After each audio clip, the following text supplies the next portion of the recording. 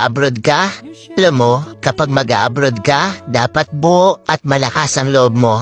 Dahil kung hindi rin dang buo at malakas ang loob mo, huwag mo nang ipagpatuloy pa. Kapag nang ibang bansa ka, dapat kaya mong lahat dahil marami kang kalaban doon sa pupuntahan mo. Nariyan ang lungkot dahil mapapalayo ka sa pamilya mo. Isa yan sa pinakamalakas na kalaban na pwedeng umatake sa'yo. Nariyan din ang takot.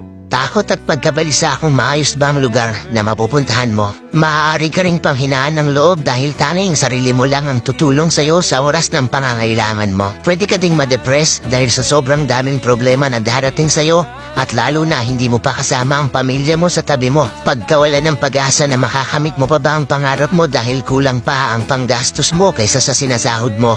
At marami pang iba. Ilan lang yan sa maaari mong maranasan kapag nang ibang bansa ka. Pero dapat kapag nag-abroad ka, kaya mong magtiis at magsakripisyo para sa pangarap mo. Kaya mong indahin ang lahat ng lungkot para sa pamilya mo.